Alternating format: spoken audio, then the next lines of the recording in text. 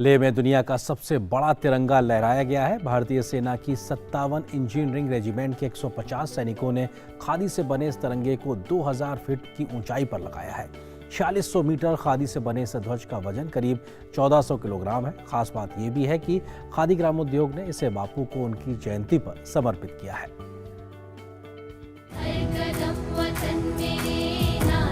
भारत की आजादी की 75वीं वर्षगांठ के मौके पर देश आजादी का अमृत महोत्सव मना रहा है।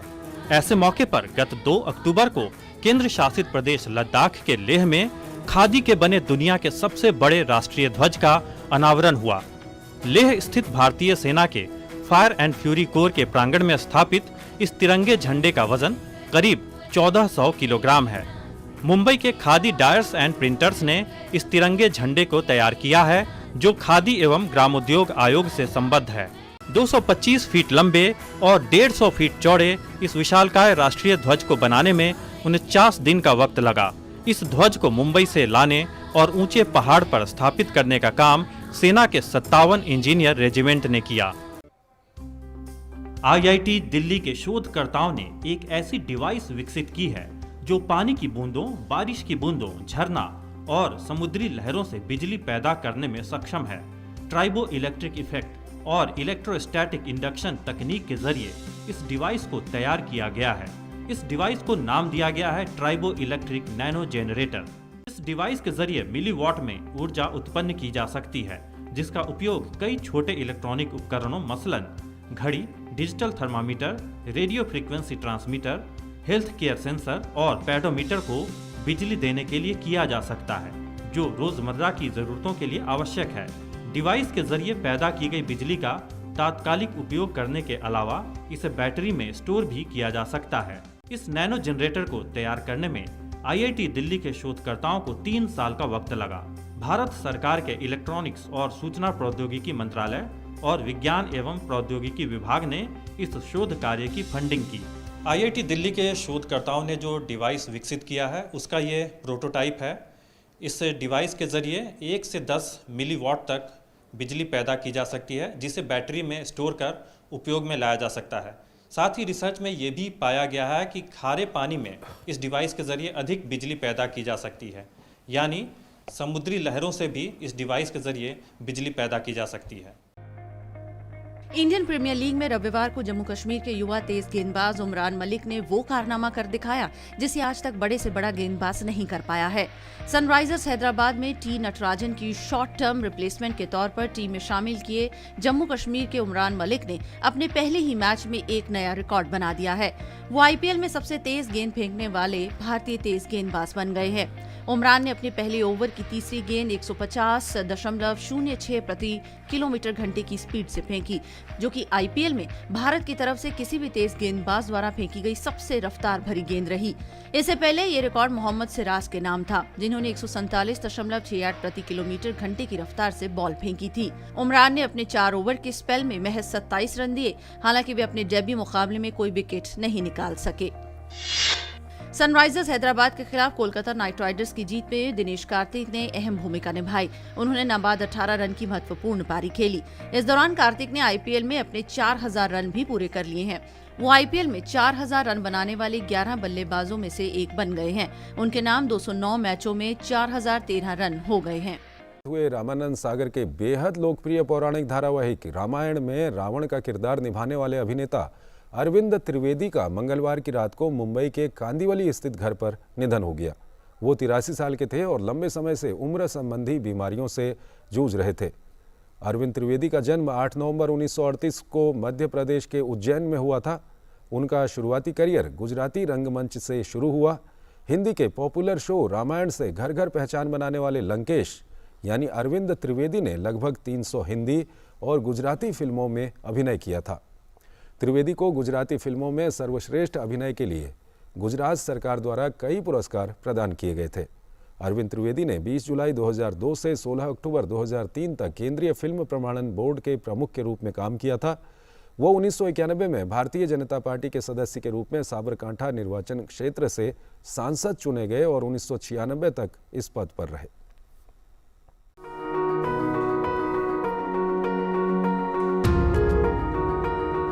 अहिंसा के दूत और सत्य के पुजारी महात्मा गांधी का जन्म 2 अक्टूबर 1869 को गुजरात में हुआ था। उन्होंने 1 वर्ष बॉम्बे विश्वविद्यालय में कानून का अध्ययन किया, फिर यूनिवर्सिटी कॉलेज लंदन में और बार ऑफ इंग्लैंड में दाखिला लिया। इसके बाद वो बम्बई लौट आए और वहाँ 1 साल तक वकालत की। बाद में नटाल में एक भारतीय फर्म में काम करने के लिए वे दक्षिण अफ्रीका चले गए।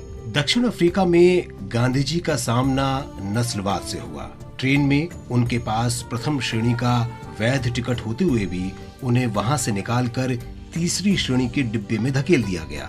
बाद में एक यूरोपीय यात्री को जगह देने के लिए फुटबोर्ड पर यात्रा करने से इनकार करने पर स्टेज कोच ड्राइवर ने उनके साथ दुर्व्यवहार किया। 1906 में गांधी जी ने पहली बार ट्रांसवाल सरकार के पंजीकरण अधिनियम के खिलाफ एक अहिंसक प्रतिरोध का आयोजन किया। उन्हें अपने हजारों समर्थकों के साथ कई मौकों पर जेल भी भेजा गया। भारत वापस आकर गांधी जी भारतीय स्वतंत्रता के संघर्ष में सक्रिय हो गए।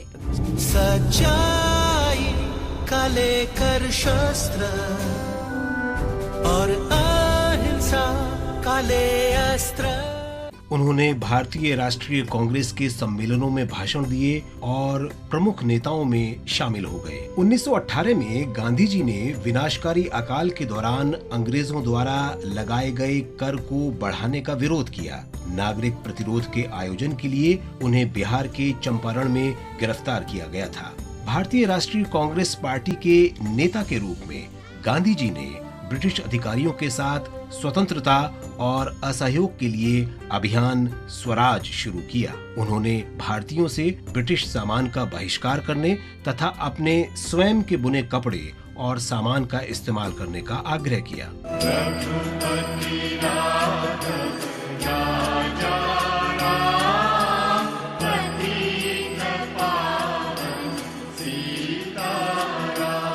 इकतीस दिसंबर 1929 को नए साल की पूर्व संध्या पर भारतीय राष्ट्रीय कांग्रेस ने स्वतंत्रता का झंडा फहराया। गांधी जी और जवाहरलाल नेहरू ने 26 जनवरी 1930 को स्वतंत्रता की घोषणा जारी की। 12 मार्च से 6 अप्रैल 1930 तक गांधी जी ने प्रसिद्ध दांडी यात्रा की। उन्होंने समुद्र किनारे नमक बनाने के लिए अहमदाबाद के आश्रम से दांडी गांव तक 400 किलोमीटर की यात्रा में हजारों भारतीयों का नेतृत्व किया। 23 दिन तक यात्रा के दौरान हर निवासी ने 2 मील लंबे इस जुलूस को देखा। अभियान की सफलता से परेशान ब्रिटिश सरकार ने प्रतिक्रिया स्वरूप बिना कर दिए नमक बनाने या बेचने के लिए 60,000 से अधिक लोगों को जेल में डाल दिया। अंग्रेजों ने निहत्ती भीड़ पर गोलियां चलाईं और सैकड़ों प्रदर्शनकारियों को गोली मार दी। 4 मई 1930 की रात को गांधी जी को सोते हुए गिरफ्तार कर लिया गया। आखिरकार लॉर्ड इरविन के प्रतिनिधित्व वाली ब्रिटिश सरकार ने मार्च 1931 में सभी राजनीतिक कैदियों को रिहा करने के लिए गांधी इरविन समझौते पर हस्ताक्षर किए। गांधी जी ने पिछड़ी जातियों के लोगों के जीवन में सुधार के लिए अभियान चलाया। उनके लिए अन्य जातियों के समान वोट देने के अधिकार सहित समान अधिकारों को बढ़ावा दिया। गांधी जी के भारत छोड़ो अभियान के कारण बड़े पैमाने पर गिरफ्तारियां हुई। उन्हें बॉम्बे में गिरफ्तार कर लिया गया और 2 साल तक कैद में रखा गया। इसी दौरान उनकी पत्नी कस्तूरबा का निधन हो गया और उनके सचिव महादेव देसाई भी नहीं रहे। एक आवश्यक सर्जरी के कारण गांधी जी को मई 1944 में रिहा कर दिया गया। उनके इस अभियान में 1 लाख से अधिक राजनीतिक कैदियों को रिहा किया गया। आखिरकार 1947 में भारत को आजादी मिली, लेकिन देश को विभाजन का दंश भी झेलना पड़ा। विभाजन के बाद हुई झड़पों से गांधी जी आहत थे। 30 जनवरी 1948 को एक प्रार्थना सभा के लिए जाते समय गांधी जी की हत्या कर दी गई थी। आज भारत के एक और महान व्यक्तित्व लाल बहादुर शास्त्री की भी जयंती है। उनका जन्म 2 अक्टूबर 1904 को अपने नाना के घर हुआ था। जनवरी 1921 में जब शास्त्री जी 10वीं कक्षा में थे, तब उन्होंने बनारस में गांधी जी और पंडित मदन मोहन मालवीय द्वारा आयोजित एक जनसभा में भाग लिया। छात्रों से सरकारी स्कूल छोड़ने और असहयोग आंदोलन में शामिल होने के गांधी जी के आह्वान से प्रेरित होकर शास्त्री जी ने अगले ही दिन स्कूल जाना बंद कर दिया। शास्त्री जी ने धरना और प्रदर्शनों में सक्रिय रूप से भाग लिया। उन्हें जल्द ही गिरफ्तार कर लिया गया और जेल में डाल दिया गया, लेकिन बाद में उन्हें इसलिए छोड़ दिया गया क्योंकि वो नाबालिग थे। राष्ट्रवादी संस्थान काशी विद्यापीठ के शुरुआती छात्रों में से एक शास्त्री जी ने 1925 में दर्शन और नैतिकता में प्रथम श्रेणी की डिग्री के साथ स्नातक की उपाधि प्राप्त की। उन्हें शास्त्री की उपाधि दी गई, जिसका अर्थ है विद्वान। 1928 में महात्मा गांधी के आह्वान पर शास्त्री जी भारतीय राष्ट्रीय कांग्रेस के सक्रिय सदस्य बने। स्वतंत्रता संग्राम के दौरान वे कई बार जेल गए। जवाहरलाल नेहरू के निधन के बाद लाल बहादुर शास्त्री भारत के दूसरे प्रधानमंत्री बने। गांधी जी का नारा करो या मरो था, तो शास्त्री जी ने जय जवान जय किसान का नारा दिया। उनका दर्शन अध्यात्म में निहित था। उन्होंने जो कहा उसका स्वयं पालन भी किया।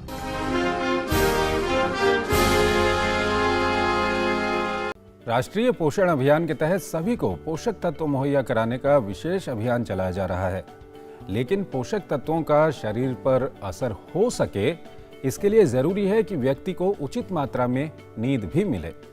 ऐसे में लोगों को जागरूक किया जा रहा है कि उचित मात्रा में पोषण लेने के साथ साथ स्वस्थ जीवन शैली अपनाएं और अपनी नींद जरूर पूरी करें।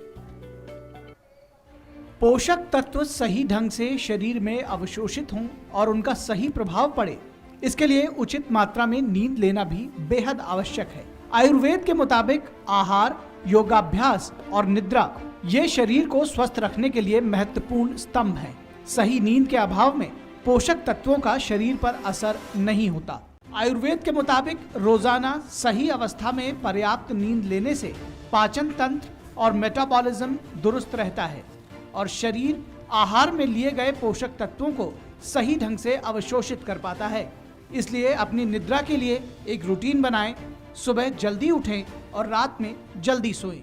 नवरात्रि नजदीक है और बात करें उत्तर भारत से अलग दक्षिण भारत की, तो यहाँ तमिल संस्कृति के नवरात्र पर बेहद अनोखे रंग देखने को मिलते हैं। यहाँ की संस्कृति जितनी प्राचीन है उतनी ही पुरानी और लोक लुभावन यहाँ की परंपराएं और त्योहार है। नवरात्र पर यहाँ विशेष उत्सव मनाया जाता है, जिसमें देवी देवताओं की गुड़ियों के साथ साथ लोग अपनी मनपसंद की गुड़ियों को भी एक दूसरे को तोहफे के रूप में देते हैं। तो आइए आपको लिए चलते हैं कोयम्बटूर। दक्षिण भारत में नवरात्रि की मान्यता और उसे मनाने का तरीका उत्तर भारत से काफी भिन्न है। तमिलनाडु में इसे बोम्मई कोलू या नवरात्रि कोलू भी कहते हैं। त्योहार के 10वें अर्थात आखिरी दिन को विजयदशमी के रूप में मनाया जाता है। नवरात्रि खुशी का प्रतीक है, लिहाजा कोरोना संक्रमण के कमजोर पड़ने के साथ साथ इन रंगीन और प्यारी गुड़ियाओं की बिक्री भी बढ़ने लगी है। उम्मीद करते हैं कि आने वाले समय में सभी के जीवन में इनके रंगों की छटा बिखरती रहे। Bureau report, DD news.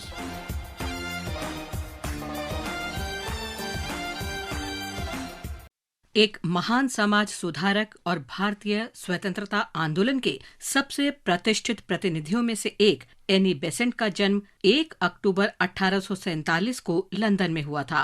वो तत्कालीन सांसद चार्ल्स ब्रेडलॉ के नेतृत्व में स्वतंत्र विचार और कट्टरपंथी आंदोलनों में शामिल थीं। एनी बेसेंट श्रमिक संघ, राष्ट्रीय शिक्षा, महिलाओं को मतदान का अधिकार और जन्म नियंत्रण जैसे अग्रणी विचारों की पक्षधर थीं। 1889 में एनी बेसेंट थियोसॉफिकल सोसाइटी में शामिल हुई, जो कर्म और पुनर्जन्म के हिंदू विचारों पर आधारित एक धार्मिक आंदोलन था। उन्होंने 1893 में शिकागो में विश्व धर्म संसद में थियोसॉफिकल सोसाइटी का प्रतिनिधित्व किया। नम नमा वसंत देवी जगत वंदिते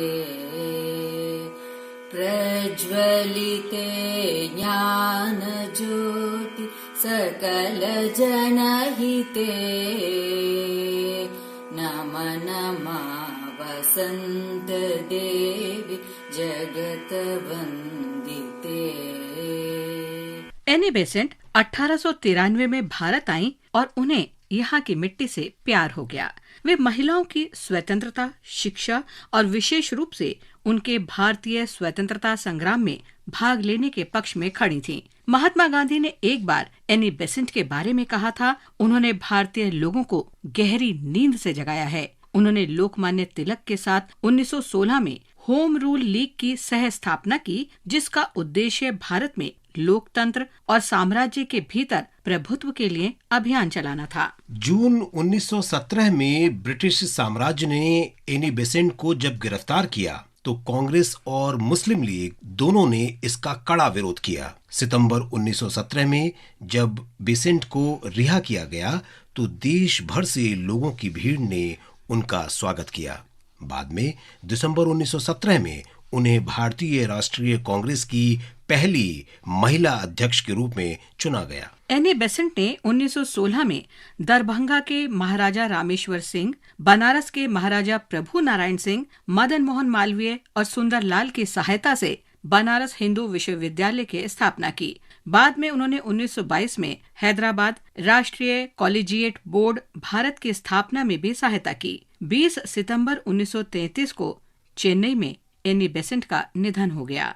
रघुपति वेंकट रत्नम नायडू का जन्म 1 अक्टूबर 1862 को आंध्र प्रदेश के मछलीपट्टनम में हुआ था। उनके पिता रघुपति अप्पाया नायडू सेना में सूबेदार थे और वे चंद्रपुर में रहते थे। इससे रघुपति वेंकट रत्नम को हिंदी, उर्दू और फारसी भाषाओं का ज्ञान प्राप्त करने में मदद मिली। उन्होंने मद्रास क्रिश्चियन कॉलेज से स्नातक किया। उन्होंने मद्रास विश्वविद्यालय से एमए और एलटी पूरा करने के लिए आगे की शिक्षा जारी रखी। रघुपति वेंकट रत्नम ने लोगों को ईमानदार नागरिक के रूप में प्रशिक्षित करने के लिए 1891 में सामाजिक शुद्धता संघ की स्थापना की। उन्होंने छुआछात के उन्मूलन और अनुसूचित जातियों के उत्थान के लिए काम किया और उनके लिए एक अनाथालय तथा एक छात्रावास की स्थापना की। रघुपति वेंकट रत्नम ने आंध्र में देवदासी प्रथा के उन्मूलन के लिए प्रयास किए और काफी हद तक इसमें सफल भी हुए। रघुपति वेंकट रत्नम ने विधवा पुनर्विवाह को बढ़ावा दिया और महिला शिक्षा को प्रोत्साहित किया। उन्होंने आंध्र में ब्रह्म समाज आंदोलन को आगे बढ़ाया। इन सभी सामाजिक सुधारों के कारण उन्हें वीर सलिंगम पंथुलु के बाद आंध्र के दूसरे महान समाज सुधारक के रूप में जाना जाता है। रघुपति वेंकट रत्नम ने 26 मई 1939 को अंतिम सांस ली। आज ही के दिन हृदय नाथ कुंजरू का जन्म वर्ष 1887 में हुआ था। वो एक भारतीय स्वतंत्रता सेनानी और जानी मानी हस्ती थे। हृदयनाथ लगभग 4 दशक तक प्रांतीय और केंद्रीय स्तर पर विभिन्न विधायी निकायों में सेवारत एक अनुभवी सांसद भी थे। वे भारत की संविधान सभा के सदस्य रहे। उनकी अंतर्राष्ट्रीय मामलों में भी गहरी दिलचस्पी थी। Hridaynath Indian Council of World Affairs और Indian School of International Studies के सह संस्थापक भी थे। हृदयनाथ कुंजरू ने 3 अप्रैल 1978 को अंतिम सांस ली।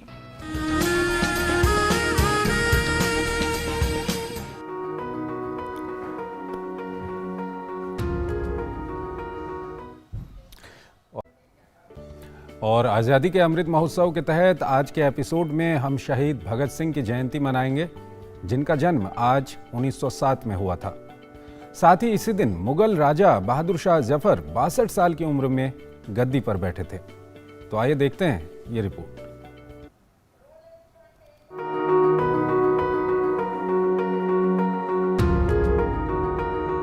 आज शहीद भगत सिंह की जयंती है। भगत सिंह का जन्म 27 सितंबर 1907 को पंजाब के एक सिख परिवार में हुआ था।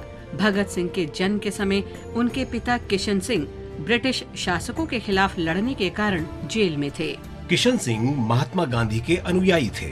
उन्होंने सरकारी सहायता प्राप्त संस्थानों का बहिष्कार करने के गांधी जी के आह्वान के बाद स्कूल छोड़ दिया और लाहौर के नेशनल कॉलेज में दाखिला ले लिया। वहां उन्होंने यूरोपीय क्रांतिकारी आंदोलनों का अध्ययन किया। भगत सिंह के माता पिता ने उनकी शादी कराने की कोशिश की, लेकिन भगत सिंह ने कहा, अगर मैंने गुलाम भारत में शादी की तो मेरी दुल्हन केवल मौत होगी। भगत सिंह घर छोड़कर कानपुर चले गए और हिंदुस्तान सोशलिस्ट रिपब्लिकन एसोसिएशन में शामिल हो गए। 1926 में भगत सिंह ने नौजवान भारत सभा की स्थापना की। एक साल बाद मई 1927 में उन्हें काकोरी कांड में शामिल होने के आरोप में गिरफ्तार कर लिया गया। कई हफ्ते बाद उन्हें रिहा किया गया। इस बीच उन्होंने विभिन्न क्रांतिकारी समाचार पत्रों के लिए लिखना शुरू कर दिया। 1928 में लाला लाजपत राय ने साइमन कमीशन के आगमन के विरोध में एक जुलूस का नेतृत्व किया था। पुलिस ने क्रूरता से लाठीचार्ज किया, जिसमें लाला लाजपत राय गंभीर रूप से घायल हो गए और उन्होंने दम तोड़ दिया। लाला लाजपत राय की मृत्यु का बदला लेने के लिए भगत सिंह और उनके सहयोगियों ने तत्कालीन पुलिस अधीक्षक जेम्स ए स्कॉट की हत्या की साजिश रची, लेकिन इन क्रांतिकारियों ने गलती से जेपी सैंडर्स की हत्या कर दी। इस घटना को 1929 के लाहौर षड्यंत्र मामले के रूप में जाना जाता है। अप्रैल 1929 में भगत सिंह और उनके एक सहयोगी ने सार्वजनिक सुरक्षा विधेयक का विरोध करने के लिए दिल्ली में केंद्रीय विधानसभा पर बमबारी की। वे कथित तौर पर जो बम लेकर गए थे वो मारने के लिए नहीं बल्कि डराने के लिए था, और वास्तव में कोई मारा भी नहीं गया था। हालांकि कुछ लोगों को चोट आई थी। हमलावरों ने गिरफ्तार होने और मुकदमा चलाने की योजना बनाई ताकि वे अपनी गतिविधियों को और बढ़ा सकें। भगत सिंह को जेपी सॉन्डर्स की हत्या और लाहौर में बम निर्माण षड्यंत्र मामले के लिए फिर से गिरफ्तार कर लिया गया। मुकदमे के दौरान उन्होंने जेल में भूख हड़ताल का नेतृत्व किया। उन्हें इस मामले में दोषी पाया गया और 23 मार्च 1931 को लाहौर में सुखदेव तथा राजगुरु के साथ फांसी दे दी गई। हर साल 23 मार्च स्वतंत्रता सेनानियों भगत सिंह, सुखदेव और राजगुरु को श्रद्धांजलि के रूप में शहीद दिवस के रूप में मनाया जाता है। ऐ वतन हमको तेरी कसम, तेरी राहों में जहाँ तक लुटा जाएंगे। आज ही के दिन 1837 में आखिरी मुगल बादशाह बहादुर शाह जफर 62 साल की उम्र में गद्दी पर बैठे थे। वे एक कवि और कलाकार थे। जब तक बहादुर शाह गद्दी पर बैठे, मुगल शासन के अधीन क्षेत्र केवल दिल्ली तक ही सिमट कर रह गया था। बहादुर शाह को सहिष्णु और शांति प्रिय शासकों में गिना जाता था और कहा जाता है कि उनकी धार्मिक तटस्थता के कारण 1857 के विद्रोह के सिपाहियों ने मेरठ से दिल्ली पहुंचने पर उन्हें अपना राजा घोषित कर दिया था। दिल्ली में 1857 के विद्रोह की चिंगारी बुझ गई जब 19 सितंबर 1857 को लाल किले पर अंग्रेजों ने कब्जा कर लिया। 2 दिन बाद 21 सितंबर को बहादुर शाह और उनके परिवार के सदस्यों को अंग्रेजों ने गिरफ्तार कर लिया। बहादुर शाह जब पकड़े गए तो उन्होंने अपनी शायरी एक ब्रिटिश अधिकारी को सुनाई। हिंदियों में बू रहेगी जब तलक ईमान की, तख्त लंदन तक चलेगी तैर हिंदुस्तान की। बहादुर शाह के 2 पुत्रों और उनके पोते को हडसन ने सार्वजनिक रूप से दिल्ली गेट के पास गोली मार दी थी। ये स्थान खूनी दरवाजे के नाम से जाना जाता है। 27 जनवरी 1858 को लाल किले में विद्रोह, राजद्रोह और हत्या के आरोप में बहादुर शाह जफर पर मुकदमा शुरू हुआ। उन्हें दोषी ठहराया गया और रंगून में निर्वासित कर दिया गया, जहां 7 नवंबर 1862 को 83 वर्ष की आयु में उन्होंने अंतिम सांस ली। उनके कुछ अंतिम शब्द इस प्रकार हैं। उम्रे दराज मांग के लाए थे 4 दिन, 2 आरजू में कट गए 2 इंतजार में। दिन जिंदगी खत्म हुए, शाम हो गई, फैला के पाँव सोएंगे कुंजे मजार में। कितना है बदनसीब जफर दफन के लिए, 2 गज जमी भी न मिली हुए यार में। न किसी की आँख का नूर हूँ, न किसी के दिल का करार हूँ।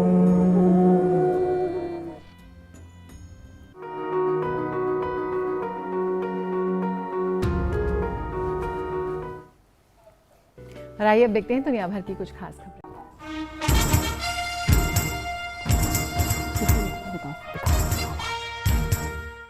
आज ही के दिन वर्ष 1833 में महान विद्वान, सुधारक, देशभक्त, पथ प्रदर्शक धार्मिक समरसता के प्रणेता और भारतीय पुनर्जागरण के अग्रदूत राजा राममोहन रॉय ने अंतिम सांस ली।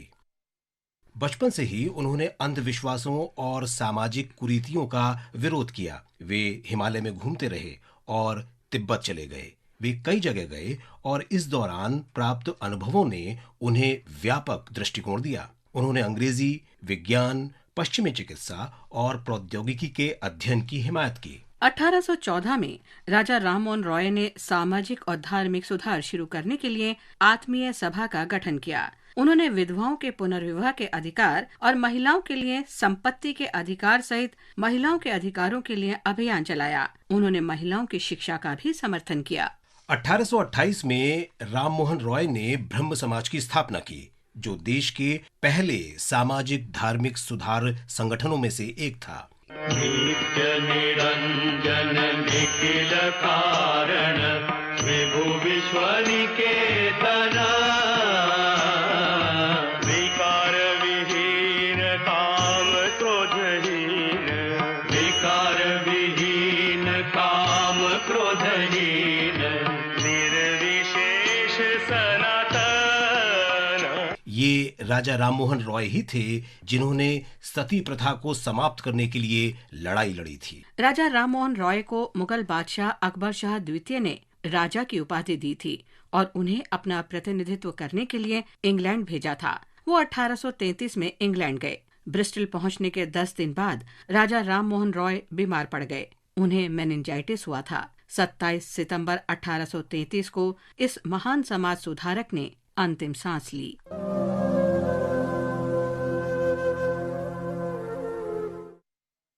इसी दिन 1873 में विट्ठल भाई पटेल का जन्म हुआ था। एक सम्मानित नेता और मानवतावादी विट्ठल भाई पटेल सरदार वल्लभ भाई पटेल के बड़े भाई और एक प्रसिद्ध स्वतंत्रता सेनानी थे।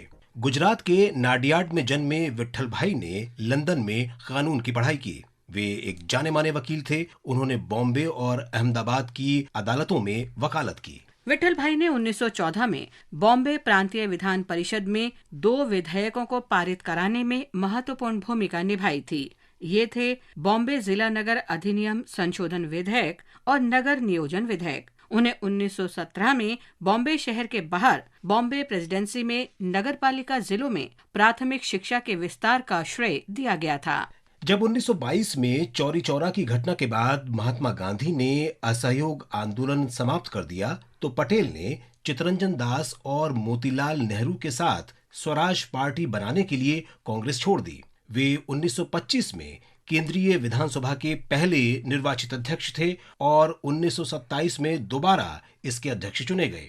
वे 1928 में भारत सरकार से स्वतंत्र विधानसभा के लिए एक अलग कार्यालय बनाने के अपने प्रयासों में सफल रहे। ये विट्ठल भाई ही थे जिन्होंने सदन में चर्चा के दौरान अध्यक्ष के तटस्थ रहने की परंपरा स्थापित की। अपने बाद के वर्षों में विट्ठल भाई ने संयुक्त राज्य अमेरिका और यूरोप की यात्रा की।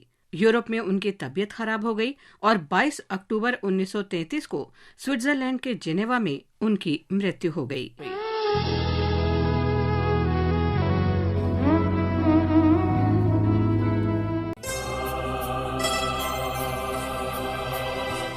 आज हम बात करेंगे 19वीं सदी में भारत के पुनर्जागरण युग की महान हस्तियों में से एक ईश्वर चंद्र विद्यासागर की। उनका जन्म 26 सितंबर 1820 को हुआ था। समाज के प्रति अपने अनूठे योगदान के लिए ईश्वर चंद्र का नाम भारतीय इतिहास में अमर है। वे महान समाज सुधारक, ब्रिटिश शासन के विरोधी और परोपकारी व्यक्ति थे। महान शिक्षक और लेखक विद्यासागर को बांग्ला गद्य का जनक भी माना जाता है। उन्होंने बांग्ला अक्षरों को औचित्यपूर्ण, सरल और आधुनिक बनाने में महत्वपूर्ण योगदान दिया।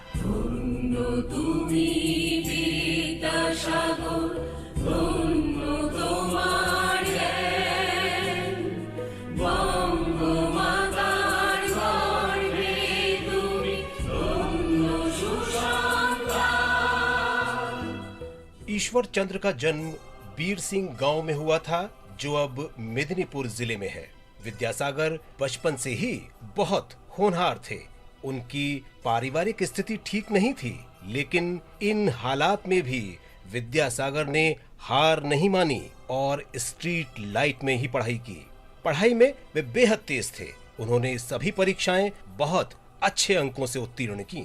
1839 में ईश्वर चंद्र विद्यासागर ने कानून की परीक्षा संस्कृत के माध्यम से उत्तीर्ण की और कोलकाता के फोर्ट विलियम कॉलेज में संस्कृत के विभागाध्यक्ष बन गए। बाद में वे उसी कॉलेज में प्राचार्य भी रहे। उन्होंने संस्कृत और दर्शन शास्त्र के स्नातक विद्यार्थियों को इतनी उत्कृष्ट शिक्षा दी कि कॉलेज ने ईश्वर चंद्र को विद्यासागर की उपाधि प्रदान की।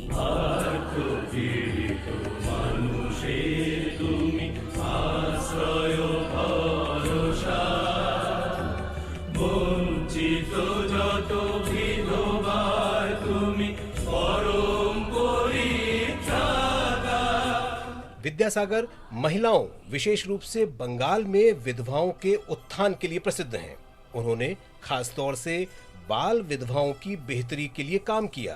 तब बंगाल में बाल विधवाओं की हालत ठीक नहीं थी, लेकिन ईश्वर चंद्र विद्यासागर के प्रयासों से लोगों की सोच बदली।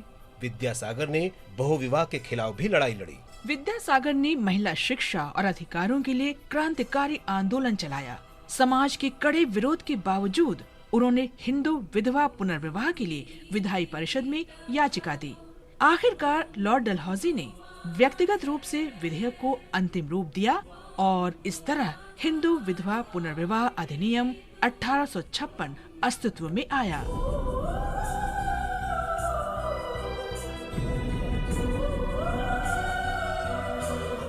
ईश्वर चंद को 1855 में स्कूलों का विशेष निरीक्षक बनाया गया। उन्होंने लगभग पूरे बंगाल की यात्रा की और स्कूलों का निरीक्षण किया। इस दौरान विद्यासागर ने देखा कि लोग कितनी दयनीय स्थिति में जीने को मजबूर हैं। शिक्षा के अभाव के कारण हर तरफ अंधविश्वास का बोलबाला था। विद्यासागर ने शिक्षा का प्रकाश फैलाने के लिए पूरे बंगाल में स्कूलों की स्थापना की। 2 महीने में ही उन्होंने 20 स्कूल बना दिए। स्त्री पुरुष समानता को प्रोत्साहन देने के लिए ईश्वर चंद्र ने 30 स्कूल तो केवल कन्याओं के लिए बनाए। अविद्याते विद्या दिले अशिक्षाते शिक्षा তোমার কাছে সবাই নিলাম জীবন গড়ার দীক্ষা বিদ্যার সাগর তুমি কান্ডারি ঈশ্বর। 1873 में वे करमातार बस्ती पहुँचे, जो अब झारखंड के जामताड़ा जिले में है। यहाँ वो 18 साल से ज्यादा समय तक रहे। अपने अहाते में उन्होंने बालिकाओं के लिए स्कूल और प्रौढ़ शिक्षा के लिए रात्रि पाठशाला खोली। अपने उस घर को विद्यासागर नंदन कानन कहते थे। वहाँ उन्होंने जनजातीय लोगों के इलाज के लिए निःशुल्क होम्योपैथी स्कूल रखा गया।